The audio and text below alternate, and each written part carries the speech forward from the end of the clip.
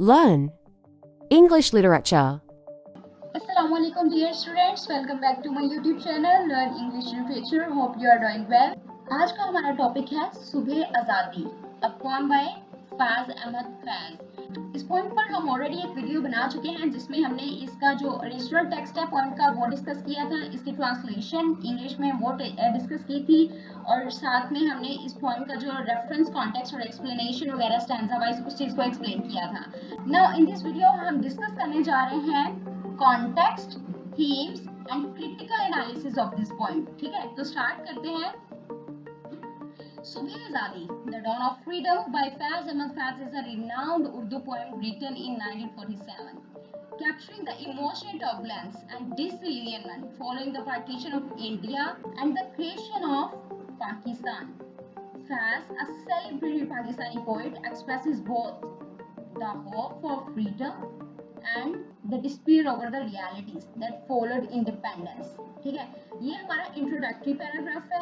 आपको कोई भी क्वेश्चन आ जाए पेपर में किसी भी तरह से मोल्ड हो गया है, ठीक है, रेफरेंस कॉन्टेक्स्ट की बात नहीं कर रही, उसका तो एक अलग ही एक पैटर्न होता है ना उस क्वेश्चन को सॉल्व करने का, लेकिन उससे हटके आपको कोई क्वेश्चन अगर आते हैं जर्नली, ठीक है, तो आपको क्वेश्चन किसी भी तरह से मोल्ड होके आ जाए, आपने अपने क्वेश्चन का आगाज इसी इंट्रोडक्टरी पैराग्राफ से करना है। और इसके अंदर क्या चीज मेंशन है, तीन चीजें हैं। एक ये है कि पोएम कब लिखी गई 1947 में, दूसरा इस पोएम के अंदर क्या क्या चीजें कैप्चर की गई है, इमोशनल टर्बुलेंस, डिसइल्यूजनमेंट है, partition of India, creation of Pakistan, ये सारी चीजें, ठीक है, जो ऑलरेडी हम लोग इसके टेक्स्ट में डिस्कस कर चुके हैं। उसके बाद पोइट का थोड़ा सा इंट्रोडक्शन क्या है, जो पोइट हमारे सेलिब्रेटेड पाकिस्तानी पोइट है, बहुत ही मशहूर और मरूफ पोइट जिनको माना जाता है, ठीक है, expresses both the hope for freedom. Poem के अंदर दो चीजों की बात करते हैं, एक फ्रीडम के लिए जो उनकी होप उम्मीद है, यानी कि जो एक्चुअल फ्रीडम उस टाइम पे 1947 को हुई थी, लेकिन जिस तरह उन्होंने एक्सपेक्ट की थी उस तरह की फ्रीडम नहीं हुई, लेकिन आने वाले दिनों में वो इस चीज की उम्मीद लगाए बैठे हैं कि जो आज़ादी का तस्वुर हमने सोच रखा था शायद एक न एक दिन हमें वो आज़ादी मिल ही जाए। और साथ ही साथ एक और चीज को वो डिस्कस करते हैं, despair over the realities that followed independence, यानी कि आज़ादी हो जाने के बाद उसकी जो हकीकतें हमारे सामने आई उस चीज के बारे में बात करते हैं। तो ये था हमारा इंट्रोडक्टरी पैराग्राफ। उसके बाद डिस्कस करते हैं historical context of this poem. पढ़ते हैं। Faiz wrote this poem in the wake of the partition of India in August 1947, which led to the formation of two independent nations, India and Pakistan. The partition was accompanied by widespread communal violence, mass migration, and a humanitarian crisis that deeply affected the people of the subcontinent. ठीक है, क्या बात की जा रही है, historical context क्या है कि पोएम जब लिखी गई उस टाइम पीरियड में क्या सिनेरियो चल रहा था। ठीक है, सिनेरियो क्या था कि इंडिया पाकिस्तान की पार्टीशन हो रही थी। ठीक है, पोएम कब लिखी गई 1947 में, जब इंडिया पाकिस्तान की पार्टीशन हो रही थी। ठीक है, formation of two Indian nations, independent nations, दो आजाद कौमें वजूद में आई, कौन कौन से, इंडिया एंड पाकिस्तान। ठीक है, द पार्टीशन वाज अकम्पेनिड बाय, अच्छा ये पार्टीशन फिर हुई किस तरीके से, ये हिस्टोरिकल कॉन्टेक्स्ट में बताया गया है। वाइड स्प्रेड कम्युनल वायलेंस, बड़े पैमाने पे बहुत ही तशद्दुद जो कहते हैं ना हम लोग, ठीक है, वो wide spread communal violence, mass migration, बड़े पैमाने पे लोगों की movement from one place to another place. ठीक है, इंडिया से लोग पाकिस्तान आ रहे हैं और पाकिस्तान से लोग इंडिया जा रहे हैं।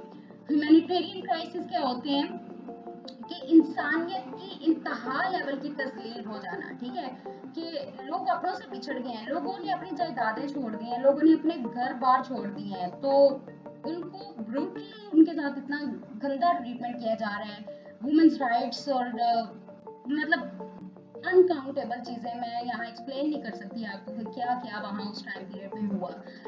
वैसे मैं यहाँ इस वीडियो में आप लोगों को एक ड्रामा सजेस्ट करना चाहूंगी, दास्तान, पाकिस्तानी ड्रामा, जिसमें सनम बलोच और फवाद खान ने इस मेन कैरेक्टर इस ड्रामा में रोल प्ले किया हुआ है। ठीक है, तो मैं आप लोगों को कहूंगी कि अगर आपने पाकिस्तानी लिटरेचर को अच्छे से समझ रहे हैं, क्योंकि पाकिस्तानी लिटरेचर में मोस्टली आपको पार्टीशन का थीम मिलेगा, मोस्टली राइटर्स पार्टीशन के थीम पे लिखते हैं। ठीक है, तो इस चीज को अगर आपने अंडरस्टैंड करना है तो वो ड्रामा अगर आप देखेंगे तो आप लिटरली उस चीज को फील कर पाओगे कि पार्टीशन के टाइम पे क्या क्या चीजें हुई। ठीक है, और किस तरह से ह्यूमैनिटेरियन क्राइसिस, ये आपको बहुत अच्छे से समझ आएगा उसमें। that deeply affected the people of the subcontinent। और इन सारी चीज़ों ने फिर बरसगीर में रहने वाले जो लोग थे उनको इंतहाई बुरे तरीके से मुतासिर किया। नेक्स्ट पढ़ते हैं। Faz, who was a socialist and an advocate for workers' rights, was deeply disillusioned by the communal violence and the political division that marked the partition। You know what, ये जो इंडिया पाकिस्तान की partition हुई थी, ये सारी की सारी politics थी, प्री प्लान था ये सारा कुछ, ठीक है। मतलब लोगों ने जैसा चाहा था, इंडिपेंडेंस का जो तस्वुर लोग लिए बैठे थे, जो फ्रीडम फाइटर्स थे, जो बड़े बड़े लीडर्स थे, जो बड़ी बड़ी पार्टीज के लीडर थे, ठीक है, ये जो पॉलिटिकल पार्टीज होती हैं उनके जो लीडर्स थे, लोगों को सुहाने ख्वाब दिखाए और बाद में क्या हुआ, इट वॉज एंटायरली ओपोजिट, ठीक है। तो अब जो फैज अहमद फैज है ना, ये तो सोशलिस्ट है, और आपको पता है ये जो सोशलिस्ट होते हैं ना, ये हमेशा सोसाइटी के बारे में बात करते हैं, सोसाइटी में होने वाली इनइक्वालिटी, इनजस्टिस वगैरह, इस तरह की चीज़ों को ये बहुत ज़्यादा हाईलाइट करते हैं, और इस तरह के इश्यूज के ऊपर बात करना ये इनका फेवरेट टॉपिक होता है, ठीक है। तो फैज चूंकि सोशलिस्ट है तो हमेशा वर्कर्स के राइट्स पे बात करते थे, और बहुत ज़्यादा डिसअपॉइंट थे, डिसइल्यूमेंट थे, किस वजह से कि जो सोसाइटी में इंडिपेंडेंस के टाइम पे जो कम्युनल वायलेंस हुआ और ये जो पॉलिटिकल डिवीजन हुई, ठीक है, इन सब चीज़ों को लेकर वो बहुत ज़्यादा डिसअपॉइंट थे। Instead of the freedom and equality that many had in England, the partition brought immense suffering to millions। ठीक है, कि जो लोगों ने फ्रीडम और इक्वालिटी का जो ख्वाब देखा था, इन दी एंड मतलब तस्वुर किया था, तो उसके ऑपोजिट सारी चीजें हुई। The partition brought immense suffering to millions। और ये जो पार्टीशन हुई, जो अलहदगी हुई, इसने मिलियंस ऑफ लोगों को मतलब सफरिंग, बीमार कर दिया। लोग सोच भी नहीं सकते थे कि उनके साथ हुआ क्या है, ठीक है। Personal context. Faiz's poetry often reflects his leftist ideology। अच्छा, हम बात कर रहे थे कि फैज अहमद फैज सोशलिस्ट हैं, और जो पर्सन सोशलिस्ट होता है उनकी हमेशा आइडियोलॉजी जो होती है ना, वो अपनी सोसाइटी में जो गवर्नमेंट होती है उनसे हटकी होती है, ठीक है।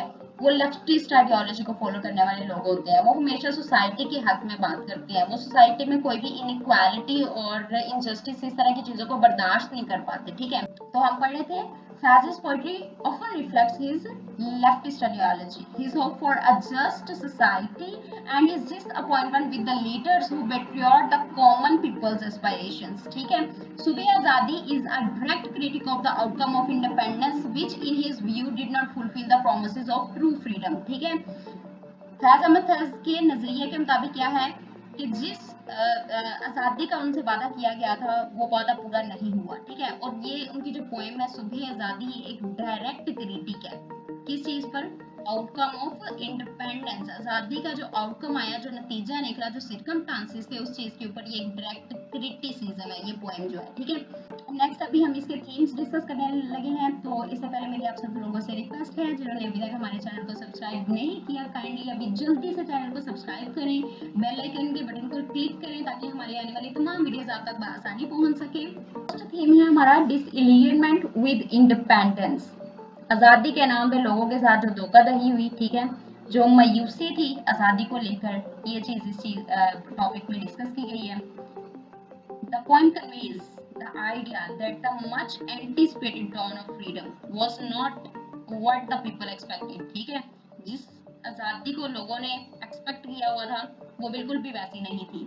This title सुबह आजादी ironically refers to the dawn of freedom, but Faz portrays this dawn as a false one।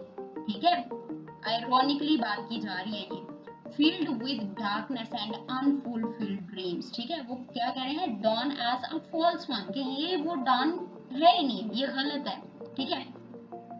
filled with darkness and unfulfilled dreams, ये वो dawn है, ये वो सुबह है, ये वो आजादी है जो डार्कनेस है, जिसमें अभी भी तरीकी है, जिसमें अभी भी अंधेरा है, ठीक है, जिसमें अभी तक लोगों के ख्वाब पूरे नहीं हुए जो लोगों ने देखे थे, ठीक है। He suggests that the freedom achieved was incomplete, कि जो आज़ादी उन्होंने हासिल की है वो incomplete है, and marred by the horrors of partition। ठीक है, नेक्स्ट डिस्कस करते हैं betrayal of ideals। आइडियल्स यहाँ पे उन लोगों को कहा गया है जो बड़े बड़े लीडर्स थे, बड़ी बड़ी पार्टीज के लीडर्स थे, जिन्होंने लोगों को मोटिवेट किया फ्रीडम के लिए, ठीक है, फ्रीडम फाइटर्स हैं ये आइडियल्स, इनको कहा गया, ठीक है। बेट्रियल ऑफ आइडियल्स यानी कि इन आइडियल्स की धोखाधड़ी क्या रही इस सारे सिनेरियो में, ठीक है। Faz criticizes how the promises of freedom, equality and justice were betrayed. ठीक है, कि किस तरह लोगों से आजादी का, इक्वालिटी का और जस्टिस का वादा किया गया, ये सब कुछ धोखाधड़ी था। ठीक है, the bloodshed and displacement that accompanied partition were far from the idealistic vision of a better future. यहाँ पे लोगों को जो बेहतर मुस्तकबिल का एक सुहाना ख्वाब दिखाया गया था, वो कहते हैं कि ये चीज तो बहुत ही दूर है। ठीक है, ये जो सुहाने ख्वाब है ये तो बहुत ही दूर है। किस चीज से? कि जो ब्लड शेड हुआ पार्टीशन के टाइम पे, जो डिस्प्लेसमेंट हुई, ठीक है, ये सारी चीजें तो उस ख्याली दुनिया से, जो लोगों को मुस्तकबिल का, बेहतर मुस्तकबिल का ख्वाब दिखाया गया था ना, उन सब चीजों से तो ये बहुत ही हट गया, बहुत ही दूर, बहुत ही अलहदा ये सारी चीजें हुई। ठीक है, जो वो एक्सपेक्ट ही नहीं कर रहे थे। The poem suggests that the leaders who promised a bright future instead led the people into despair and division. और जो लोगों को, जिन्होंने वादा किया था, जिन लीडर्स ने वादा किया था a bright future का, ठीक है, तो उसके बदले में क्या हुआ? लोगों को अलहदा कर दिया गया, लोगों को मुश्किलात में धकेल दिया गया। नेक्स्ट थीम है loss and suffering.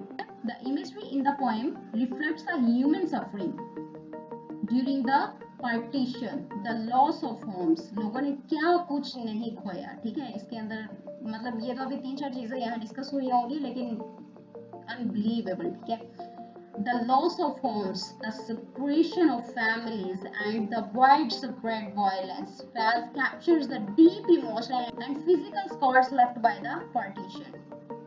Next point है hope amidst despair, कि जहाँ पे लोगों के साथ इतना बुरा भला हुआ है, एक मायूसी भी है लेकिन उसके साथ उम्मीद भी है। ठीक है, तो ये मैंने आपको बताया ना कि इनकी पोएम के अंदर हमें दो एलिमेंट्स नजर आते हैं, कि वो एक मायूसी के एलिमेंट को भी हाईलाइट कर रहे हैं और साथ में होप के एलिमेंट को भी हाईलाइट कर रहे हैं। डिस्पाइट द डिस्पेयर, मायूसी के बावजूद, फैज़'s poem also subtly hints at the persistence of hope. ठीक है, the imagery of dawn, although darkened, still carries a potential for light. Faz calls for continued struggle for a true freedom that will bring justice and peace. यहाँ Faiz hope की बात कर रहे हैं कि अगर आप लोग अपनी स्ट्रगल्स को कंटिन्यू रखोगे ट्रू फ्रीडम को पाने के लिए, that will bring justice and peace. तो इंशाल्लाह एक दिन आप लोगों को इंसाफ भी मिल जाएगा, आपको सुकून भी मिल जाएगा, अपने एरिया में बड़े आराम सुकून से रहोगे, जो भी आपका लैंड एरिया। ठीक है, तो मतलब जो भी आपकी डिफिकल्टीज है, व्हाटएवर, हर चीज सॉल्व हो जाएगी अगर आप ट्रू फ्रीडम को पाने के लिए कंटिन्यू स्ट्रगल करते रहे तो। ठीक है, तो यहाँ होप की बात की जा रही है। नेक्स्ट हम इसका क्रिटिकल एनालिसिस डिस्कस करने जा रहे हैं। Critical analysis, tone and style. इसके अंदर आ जाता है कि पोइट ने पोएम के अंदर किस तरह की टोन, मतलब लैंग्वेज किस तरह की यूज की है और किस तरह का स्टाइल यूज किया है पोएम के अंदर। Faz employs a melancholic and reflective tone throughout the poem. Melancholic होता है कि जो बहुत ही गमज़दा, दुखी और उदासी वाली लैंग्वेज। ठीक है, आपको पता है कि इसके अंदर डिसअपॉइंट वाला एलिमेंट भी है, तो फिर डिसअपॉइंटमेंट के लिए जो अपने वर्ड्स यूज करते हैं, तो उससे एक मेलांकोलिक वाला इन्वायरमेंट सा क्रिएट हो जाता है। ठीक है, रिफ्लेक्टिव टोन होती है कि आप कोई भी पॉइंट है, ठीक है, जब वो अपने वर्ड्स का चुनाव करते हैं, अपने वर्ड्स चूज करते हैं लिखते हुए, तो इन्होंने अपने इस पोएम के अंदर जिन वर्ड्स को चूज किया है, लिखा है, वो किसी एक सिनेरियो की अक्कासी कर रहे हैं। ठीक है, पार्टीशन और इंडिपेंडेंस का जो टाइम पीरियड था उस चीज की रिफ्लेक्शन कर रहे हैं। ठीक है, कि ये रिफ्लेक्टिव टोन होती है। The contrast between the anticipated joy of freedom and the harsh reality is stark. तो ये बात हम ऑलरेडी डिस्कस कर चुके हैं कि इनकी पोइट्री के अंदर एक कंट्रास्ट है इस पोएम के अंदर। ठीक है, एक तरफ जॉय ऑफ फ्रीडम है और दूसरी तरफ हार्श रियलिटी है इंडिपेंडेंस की। नेक्स्ट पढ़ते हैं his use of metaphors and imagery such as the long shadows and the bloodied streets conveys the intense disillusionment felt by many. The poem's structure, with its rhythmic flow and poignant language, enhances the emotional impact. Faz's mastery over language allows him to express complex emotions succinctly and powerfully. Faz's mastery over language no doubt यहाँ फैज अहमद फैज की language के ऊपर बहुत अच्छी इनकी mastery है।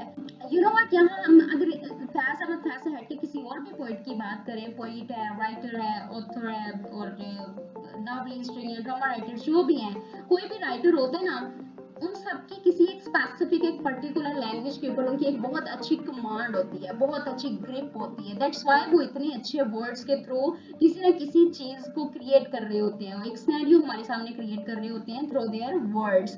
तो फैज अहमद फैज की भी माशाल्लाह लैंग्वेज बहुत अच्छी थी, जिस वजह से वो इतना इमोशनल होके लिखते हैं कि जब कभी भी हम इस पोएम को पढ़ते हैं हमारे अंदर वो सारा सिनेरियो एकदम से जिंदा हो जाता है।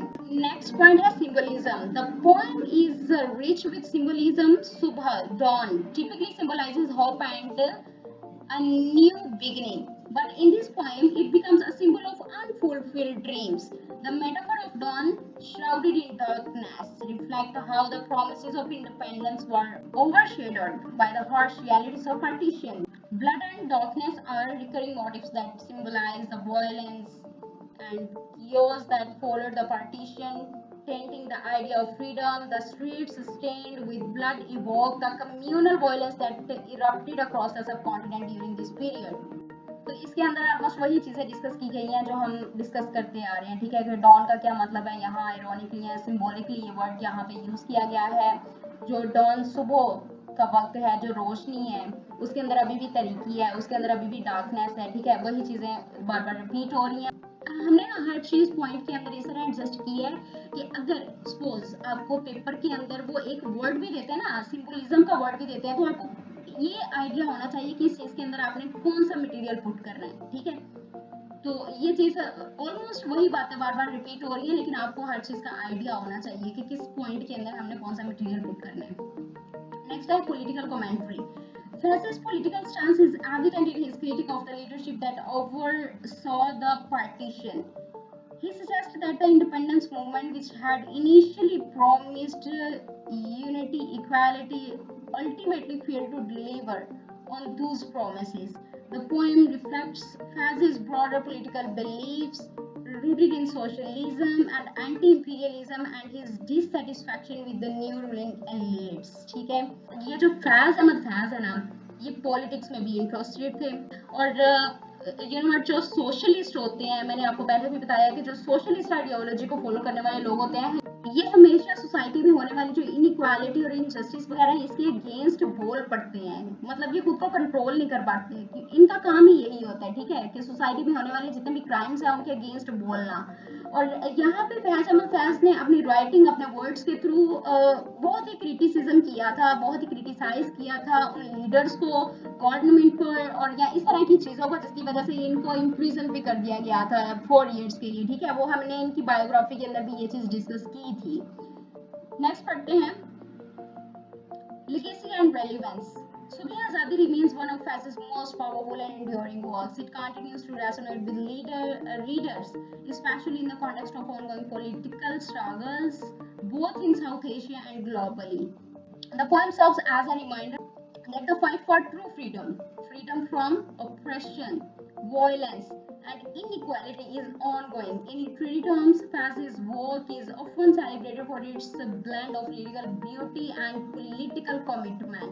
Subhi Azadi exemplifies how Faz used poetry not just as an art form, but as means of social and political critique. Next है conclusion पढ़ते हैं इसका। Subhi Azadi stands as a timeless critic of political betrayal and the complexities of independence. Through this poem, Faz Ahmad Faz masterfully captures the mixed emotions of hope, despair, and resilience that accompanied the birth of Pakistan and the vision of the Indian subcontinent. His poignant reflections on the aftermath of partition continue to inspire the readers and serves as a powerful reminder of the cost of political division and the unfinished struggle for true freedom. 1947 में ये poem लिखी गई और आज के time period में पाकिस्तान को बने हुए 77 ईयर्स हो चुके हैं, ठीक है। और आज भी जो रीडर्स हैं, जो हमारी यूथ है, जब कभी इस पोएम को हम पढ़ते हैं तो हमें एक नई सिरे से इंस्पिरेशन मिलती है, ठीक है। और इसके अंदर हमारे लिए बहुत ज़बरदस्त लेसन है, और वो लेसन क्या है, unfinished struggle for true freedom, ठीक है, कि अगर हमें ट्रू फ्रीडम चाहिए तो हमें ना खत्म होने वाली स्ट्रगल करते रहना है और करते रहना है, ठीक है। So this is all about today's video, hope this video will be useful for you. Don't forget to subscribe our channel and click on the bell icon button for watching more videos. मिलते हैं next video में, तब तक के लिए अल्लाह हाफिज। Thanks for watching.